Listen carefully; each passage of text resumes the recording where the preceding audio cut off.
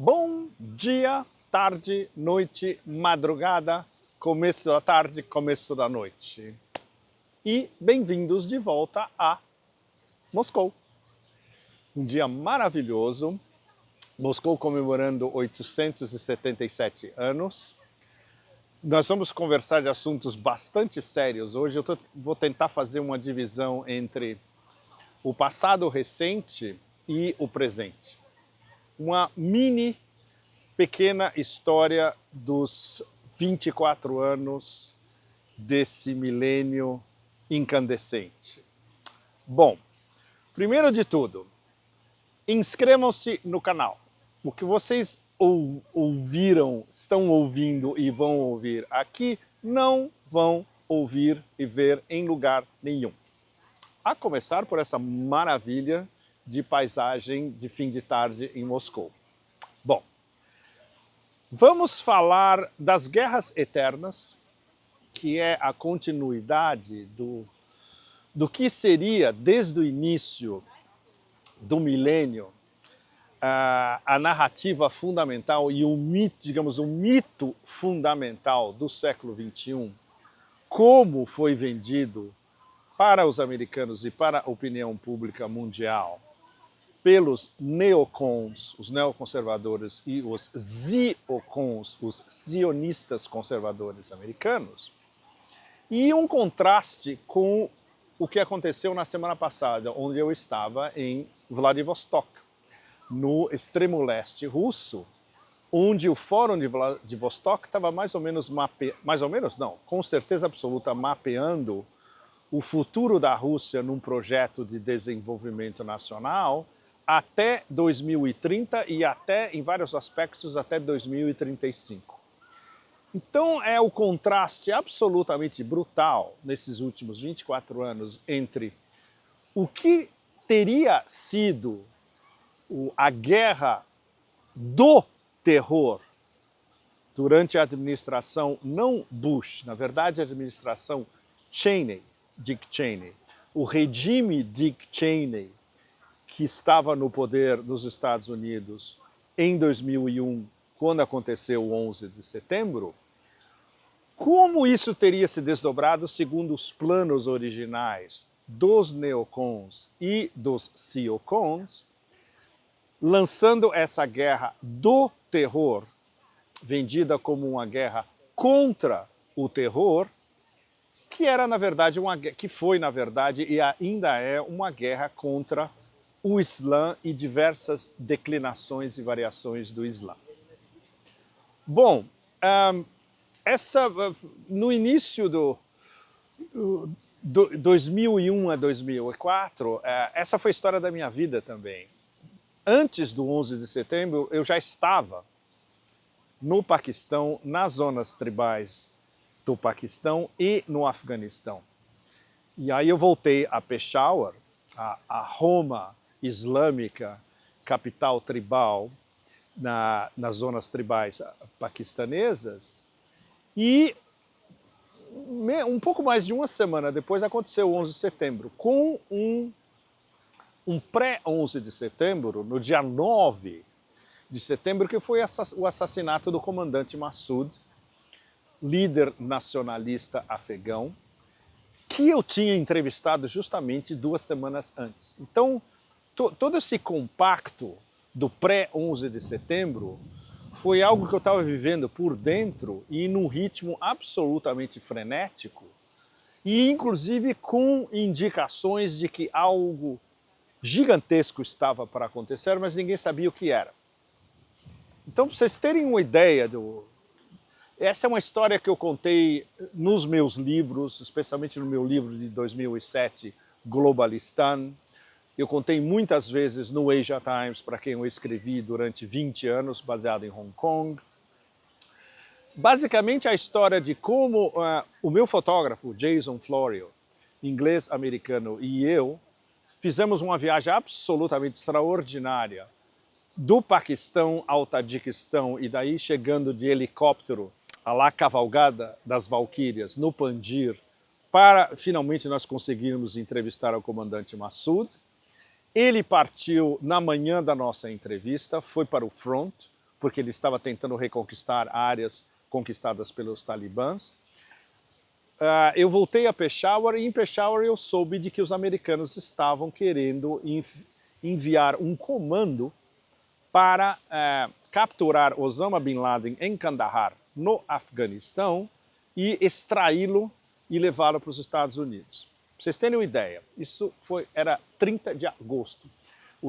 A nossa matéria no Asia Times foi publicada no dia 30 de agosto. No dia 9, o comandante Massoud foi assassinado. Uma longa história, complicadíssima, mas basicamente dois fotógrafos com credenciais falsas e um passe dado por um dos grandes chefes tribais anti-Massoud, pró-Arábia Saudita, no Afeganistão, que permitiu que eles chegassem para essa falsa entrevista ao Massoud. Isso foi no dia 9. E foi um prenúncio do 11 de setembro. Bom, então esse foi o prenúncio do 11 de setembro, 2 dias ontem, no 9 de setembro.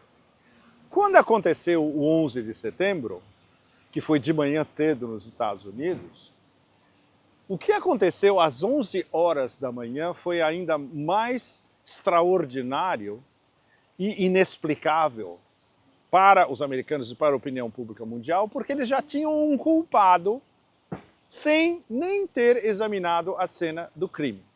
Às 11 horas da manhã do dia 11 de setembro, Osama Bin Laden pela primeira vez foi indiciado oficialmente como o culpado pelos ataques do 11 de setembro. Bom, essa história é uma história como o assassinato de Kennedy em 63, ela jamais será explicada totalmente dentro dos Estados Unidos e para a opinião pública global. O que a gente sabe é que a história, e isso a gente sabe desde 2001, a história oficial é completamente absurda. É, na verdade, a construção de um mito como se fosse um espetacular sucesso de bilheteria de Hollywood, no fundo, da maneira como foi filmada, encenada, construída, vendida e depois a bilheteria posterior durante vários anos. Bom, a pergunta principal de como isso estava se organizando em 2001 é cui bono? Voltamos ao velho latim. Quem se aproveitou dessa história? E quem se aproveitou do 11 de setembro, seja quem estivesse envolvido, seja as gradações de envolvimento, seja toda a história de fechar a narrativa totalmente e impedir qualquer tipo de narrativa paralela, foram justamente os neocons, os neoconservadores americanos, e os ziocons, os zionistas conservadores.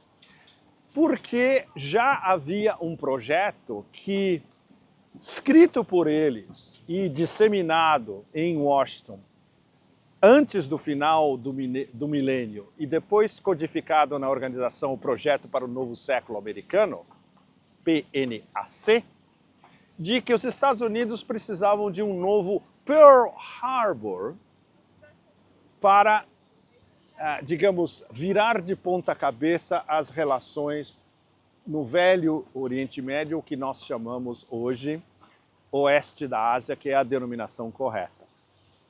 Então, eles conseguiram imediatamente o seu objetivo, e o seu objetivo não tinha nada a ver com o Afeganistão, e não tinha nada a ver com Osama Bin Laden numa caverna no Afeganistão e com 19 árabes com cortadores de papel sequestrando 4 aviões de carreira. Essa é a construção hollywoodiana da história. O que realmente aconteceu é o que eles queriam era reformar, virar de ponta cabeça o Oriente Médio, Oeste da Ásia, em benefício de Israel. Daí a lógica, entre aspas, de lançar uma guerra contra o terror, que na verdade foi uma guerra do terror, coordenada justamente pelo regime Dick Cheney, não era Bush. W, como a gente chama, Bush Jr., era apenas um pequeno fantoche. A administração americana era coordenada totalmente pelo vice-presidente Dick Cheney e por todos os neocons e ziocons em torno dele. Bom, eles conseguiram porque desde o início, e isso depois a gente conseguiu apurar meses depois, em relação a setembro e outubro, foi apurado inclusive antes do final do ano, e enquanto, por exemplo, vários de nós correspondentes ainda estávamos no Afeganistão, no meu caso e de alguns ingleses que nós estávamos trabalhando juntos, a gente estava em Tora Bora, quando os B-52 estavam bombardeando as montanhas de Tora Bora, achando que Osama Bin Laden estava lá. Ele já tinha fugido, ele já tinha feito um trekking de 50 quilômetros e já estava do outro lado, ele já estava no Paquistão. Bom, o objetivo dos neocons e dos ziocons era uma guerra constante no Oriente Médio e Oeste da Ásia contra uma série de países islâmicos.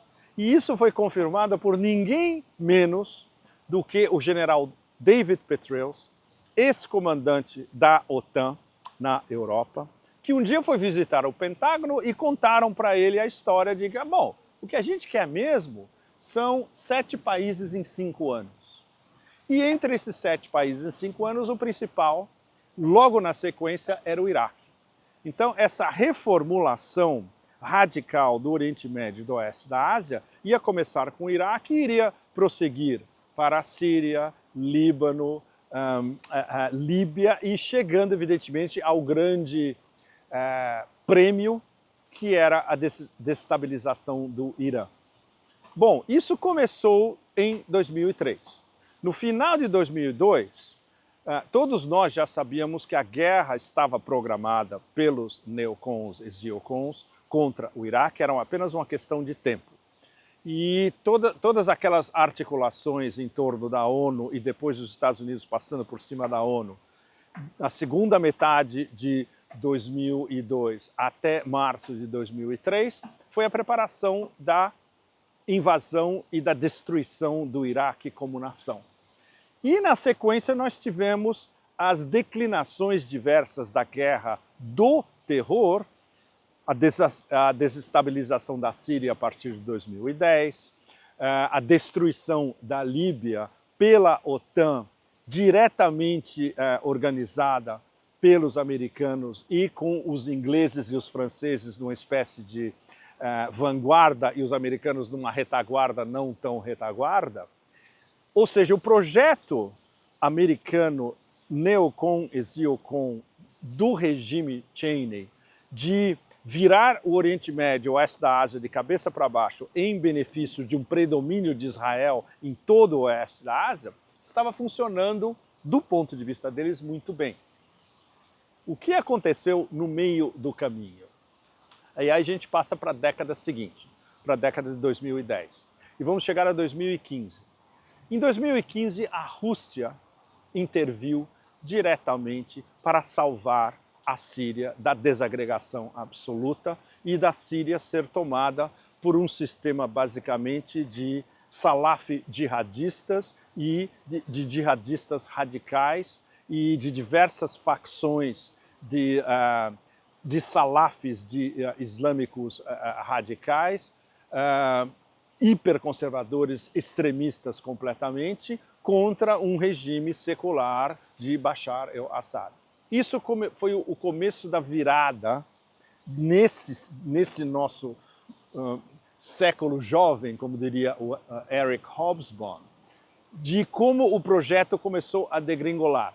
Foi uma vitória, entre aspas, no Iraque, foi uma semi-derrota entre Hezbollah e Israel um pouco depois, foi a destruição da Líbia, que foi, entre aspas, um sucesso dos neocons americanos e da OTAN, mas quando chegou na Síria, a Rússia tinha dois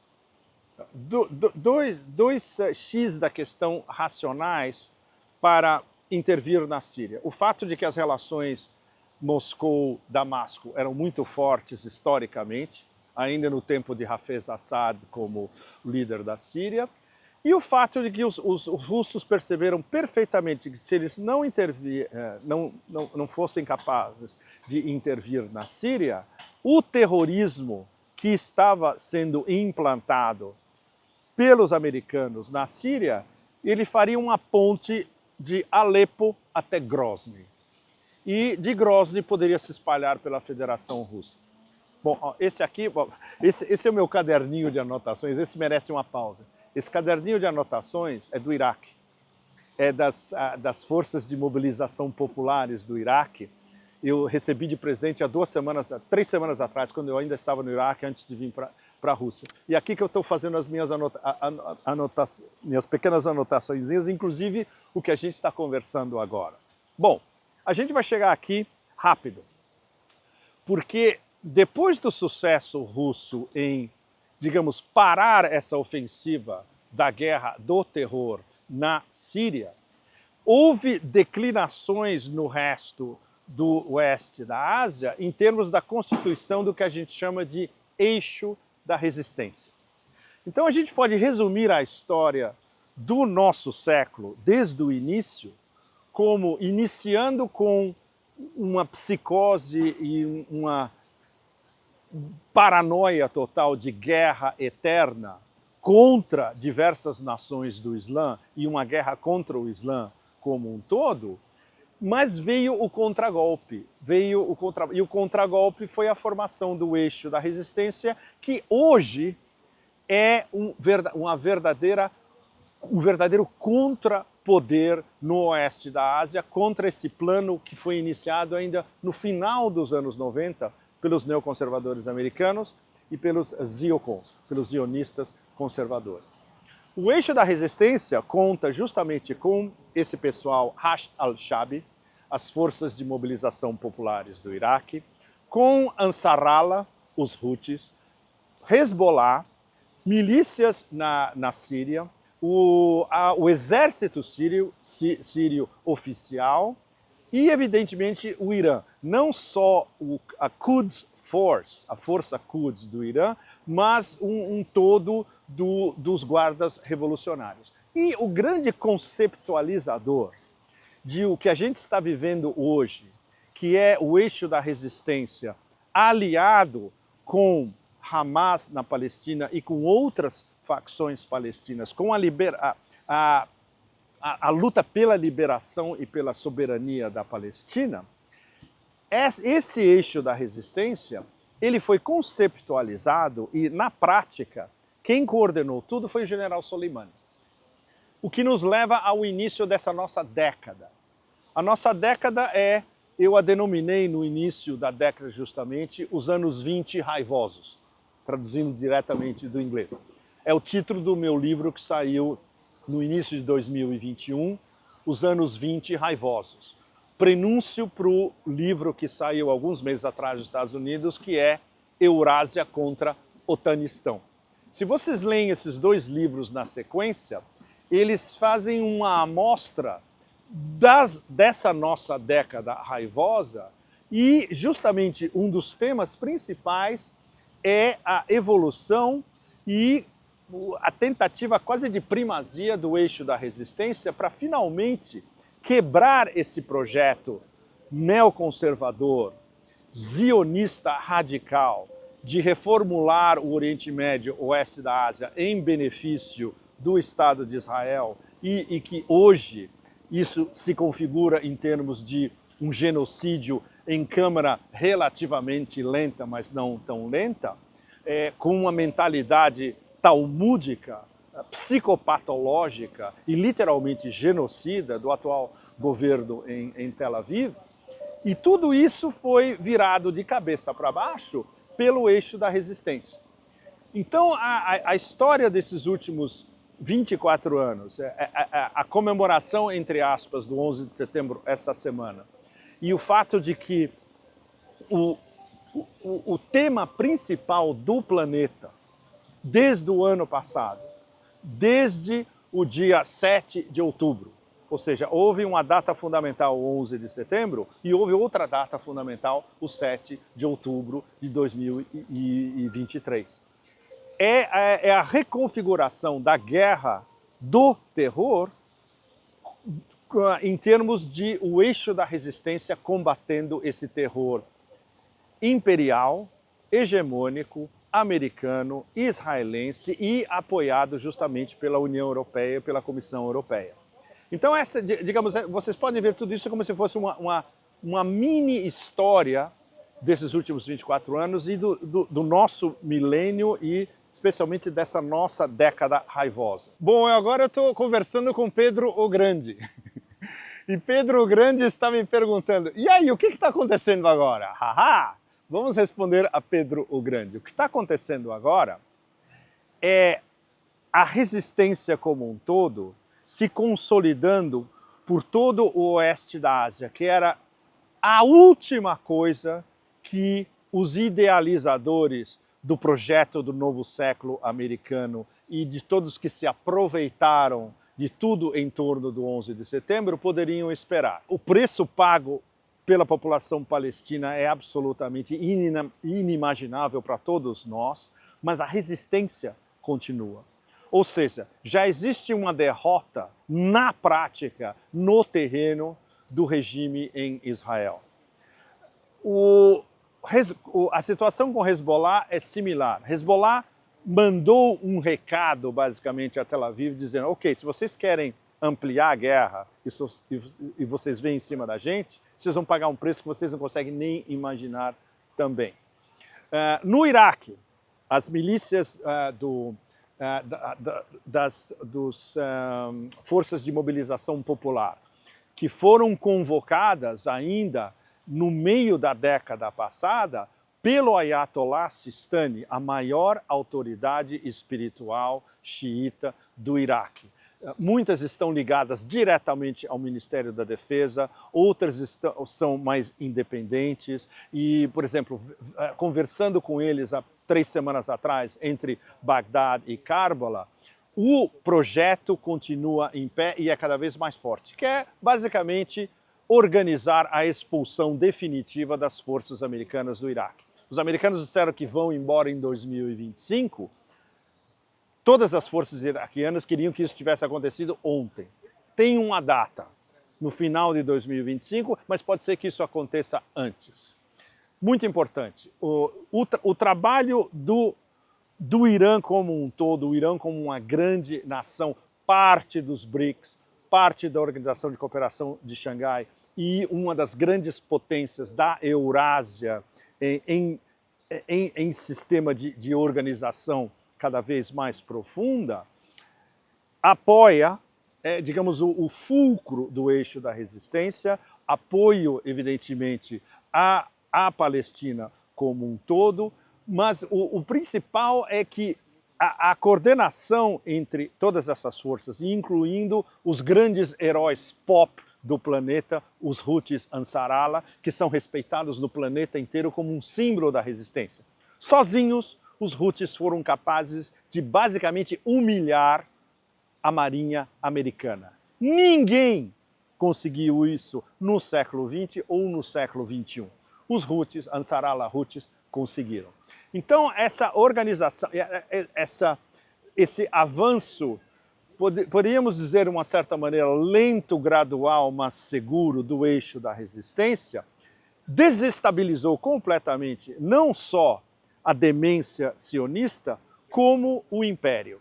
Então, essa lógica de guerras eternas aplicada ao oeste da Ásia, o império e o seu porta-aviões, entre aspas, como nós poderíamos definir o Estado de Israel, é um processo lento, gradual e inseguro de uma humilhação absolutamente histórica. Isso está em andamento. O preço pago, evidentemente, é o preço sendo pago pela população palestina.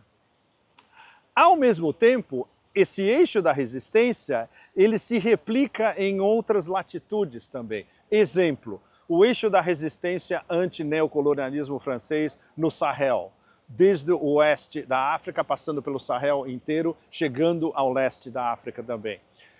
As milícias cristãs ortodoxas no Donbass, que eu tive a oportunidade de visitar 2 vezes no início desse ano, eles são um eixo da resistência contra a guerra do Ocidente contra a Rússia no solo negro de Novorossiya.